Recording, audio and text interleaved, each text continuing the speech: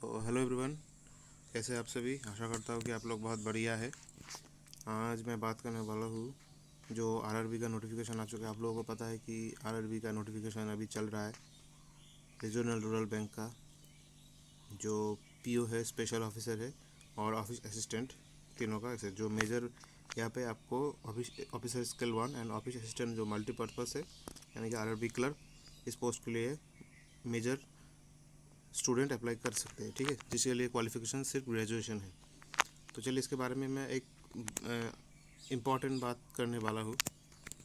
आप लोगों ने सुना ही होगा एलपीटी के बारे में। एलपीटी आपने सुना होगा, जो जिसे लैंग्वेज प्रोफिशिएंसी टेस्ट कहा जाता है। वो सब एलपीटी कैसा होता है, यानी कि एलपीटी का क्या क्या क्राइटेरिया रहता है। देखिए, इसको तो आप समझ ही चुके हैं कि लैंग्वेज टेस्ट देना है। अभी बहुत लोगों का सवाल है कि देखिए, एक एक स्टेट में एक एक वैकेंसी निकलता है, यानी कि अलग अलग से वैकेंसी निकलता है। अगर आप इस आरआरबी के लिए, किसी आरआरबी की किसी भी पोस्ट के लिए अगर आप अप्लाई करते हैं, तो आप उस पर्टिकुलर स्टेट के लिए अप्लाई कर सकते हैं। अभी आप पूछ सकते हैं कि सर, अगर मैं बिहार से हूँ तो क्या मैं महाराष्ट्र से भर सकता हूँ। तो यहाँ पे सवाल का जवाब है हाँ, आप किसी भी स्टेट से भर सकते हैं।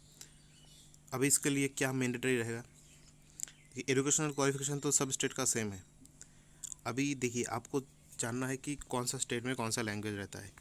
आप देख सकते हैं यहाँ पे मेरे पास स्टेट का लिस्ट है। ये आरआरबी का नोटिफिकेशन का 11 नंबर पेज है। ठीक है, आप लोग चाहे तो नोटिफिकेशन भी देख सकते हैं। तो यहाँ पे आप देख सकते हैं कि पर्टिकुलर स्टेट के लिए पर्टिकुलर लैंग्वेज दिया हुआ है। यहाँ पे देखिए, आप आंध्र प्रदेश के लिए इंग्लिश, हिंदी और तेलुगु है। यानी कि अगर आप आंध्र प्रदेश के लिए अप्लाई करते हैं, तो आपको इंग्लिश, हिंदी या तेलुगु, 3 लैंग्वेज में से एक लैंग्वेज आपको आना चाहिए। यानी कि रूरल लैंग्वेज। देखिए, रूरल बैंक होता है, ये सब रूरल एरिया में ही होता है। मोस्टली बैंक गांव में होता है, और गांव में ही पोस्ट आपका होता है। ठीक है, तो जो जो लोग गांव से आपके बैंक में आएंगे, तो आपको वो वहाँ के जो ऑफिशियल लैंग्वेज उसी में बात करेंगे ना। अभी आप देख सकते हैं कि मोस्टली सब स्टेट का ही हिंदी है। हिंदी सब स्टेट में एलिजिबल है। अगर आप हिंदी से बिलोंग करते हैं तो आप सब स्टेट में अप्लाई कर सकते हैं। अगर आप किसी दूसरे स्टेट में अप्लाई करते हैं, यानी कि देखिए यहाँ पे अगर आप आंध्र प्रदेश में तेलुगु है, तो आपको तेलुगु आना चाहिए। अभी तो आपको वैसा ही पूछेगा, लेकिन हाँ, अभी सवाल रहा कि इस एलपीटी में क्या क्या पूछा जा सकता है, कि अगर मैं किसी अलग स्टेट से अप्लाई कर दूँ तो एलपीटी में क्या क्या पूछ सकते हैं। देखिए, ज़्यादा तो पूछते नहीं है ये सब। पूछने के लिए आप इसका आपका इंट्रोडक्शन पूछेंगे उस लैंग्वेज में, जो आप आसानी से कर सकते हो। और काउंटिंग पूछेगा, यानी कि नंबर्स जो होता है वो सब वो लैंग्वेज में उसको क्या बोलते हैं। और रहा आपका,